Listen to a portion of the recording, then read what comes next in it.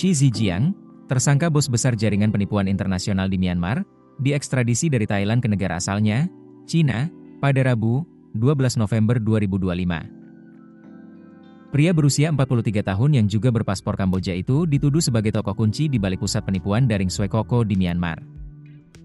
Ia ditahan di Thailand sejak 2022 setelah buron selama lebih dari 10 tahun. Shi Zhejiang diterbangkan dari Bandara Suvarnabhumi Bangkok sekitar pukul 16.30 waktu setempat. Bos besar scam itu dikawal ketat oleh aparat bersenjata dan bermasker dari kantor polisi bandara. Pengawalan semacam itu tergolong tidak lazim di Thailand. Ekstradisi dilakukan setelah pengadilan banding Thailand baru-baru ini mengabulkan permintaan ekstradisi dari pemerintah Cina setelah melalui proses hukum panjang. Interpol mengeluarkan red notice terhadap Shi pada Mei 2021. Dalam dokumen itu disebutkan, ia menghadapi tuntutan pidana di Cina karena menjalankan operasi perjudian dan penipuan daring. Perusahaan milik Shi, Yatai International Holdings Group, sudah disanksi oleh Amerika Serikat dan Inggris. Washington menuduh perusahaan itu mengubah desa di perbatasan Myanmar-Thailand menjadi kota perjudian bernama Swekoko, yang menjadi sarang kejahatan seperti perdagangan narkoba, prostitusi, dan online scam lintas negara.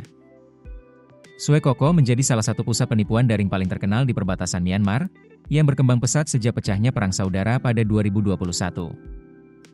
Menurut laporan PBB, korban penipuan di Asia Tenggara dan Timur saja menderita kerugian hingga 37 miliar dolar AS sepanjang 2023. Angka global diperkirakan jauh lebih besar.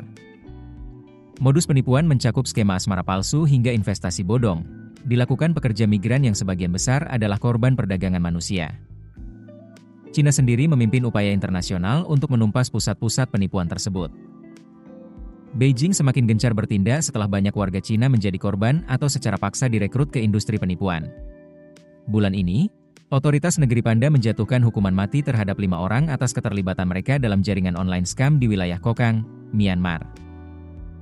Dalam pembelaan tertulis yang dikirim dari penjara Bangkok dan dilihat oleh AFP, Shi menyangkal semua tuduhan dan menyatakan, perusahaannya hanya bergerak sebagai pengembang perkotaan. Pengacara Shi di Amerika, Daniel Arshek, mengatakan kepada AFP bahwa kliennya menghadapi risiko besar setibanya di Cina.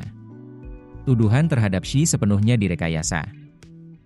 Ia kemungkinan akan dicabut hak-haknya untuk mendapatkan proses hukum yang adil, disiksa, bahkan bisa jadi dihilangkan secara paksa, kata Arshek. Keputusan bisnis terbaik datang dari data, bukan tebakan. Mudah berlangganan Business Insight dengan subscribe with Google.